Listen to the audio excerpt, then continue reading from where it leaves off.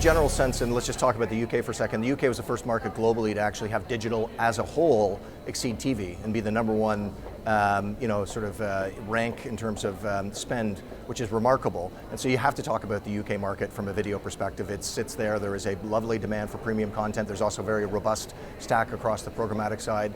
I think Canada and the US, so from North America perspective, really strong. Brazil is moving at light, sort of breakneck speed in terms of consumption there. It's still early stages in terms of the technology providers that are in that market. Europe is a little slower, so there's, the speed with which video is consumed is largely dependent on how the publishers release inventory. And so where publishers are willing to give a chance to, programmatic demand and giving access to some of their supply to programmatic sources, you'll see the market move very quickly. Asia Pacific is a really, really fast market for us, and so again, excited about the Australian opportunity. So yeah. Subscription paywalls, can we go there? Listen, I think our business model is to try and get our content to as many consumers as possible. So we have a very focused strategy around multi-screen and pushing through our publishing network, whether that be in display or in video. And right now that model works really well. So I think the concept of paywall and having multiple revenue streams is smart and enviable. But I think at this point we are looking for with the ability to target on a one-to-one basis through programmatic technology, it's nice to have scale and targeting and drive up yields. And so we're looking for audiences right now. And so I think our perspective is let's get the content to as many people as possible and monetize it through the traditional advertising. Do you sort of, what does discoverability look like in the new world order? Do you have to have a massive release to sort of gain exposure for it? I think, using the NewFronts as a metaphor for that is an interesting concept. The NewFronts started 4 years ago in the US as a mechanism to duplicate the business model in television, and really which was a bunch of players getting together, showing their inventory and having it through the scarcity model be consumed by advertisers in one show. I think what you're seeing this year, certainly from an AOL perspective, is that we want to have a sustained 365-day presence, both for our consumers and our advertisers. And so by applying a focus on making sure that the content, again, is multi-screen, that we focus on original quality content, but gets pushed multi-screen, that by extension means that discoverability happens, right? And so for assets like the Huffington Post, which #1 shareable content on Facebook, we rely massively on social networks to ensure that our content is getting consumed and discovered. I think that has to play a massive role. Of course, we want to market these assets. We've obviously got some celebrity focused content which helps with that.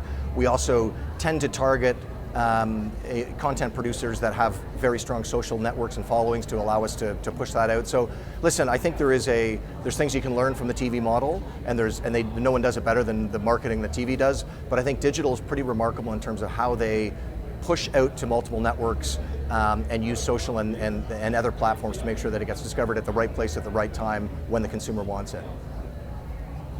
I think we've loads to work with there. Yeah, yep. Awesome. Awesome, dude. Great. Well, thank you for taking that. US focused is certainly we're creating more content in the US market, but we've cleared digital rights with Ubiquity, so we're able to take the content, and to the degree that it resonates in other markets, we have the opportunity to scale that in those markets. So a classic example of that is a lot of the AOL on content that's created in the US immediately absorbed into the Canadian marketplace. We were able to launch AOL on there from an original video perspective a couple of years ago when I was running the Canadian business, to a wild runaway success. We launched AOL on in the UK last year.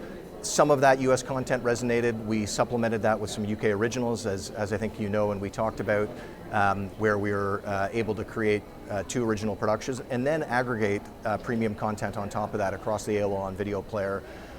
We have ambitions and plans to launch the AOL on player in Australia, so that's not a coincidence. The Australian market is a robust demand market where consumers have a voracious appetite for premium content. The consumers have a voracious appetite for premium content, and the advertisers are moving material dollars into that space. So I spent some time in Australia a few months ago talking to advertisers and partners, and so we're really excited about the launch of AOL on there in Q3 of this year. We'll take the 1.5 million videos that we have within the AOL on player. Again, a lot of those are US-centric. but frankly, a lot of that material will get consumed into markets like Australia, Canada, the UK that are all English speaking and meaningful. So the answer is that we want to be able to provide content into those marketplaces where we have a presence and where we think there's a reasonable demand. For local language markets, we acquired a company called Vidable, and so Vidable is a content exchange for publishers, has a very, very seamless opportunity to create local language content, and so we're working at integrating the Vidable platform into the AOL On platform, and really excited about the possibilities for multi-market through and multi-language through that asset as well.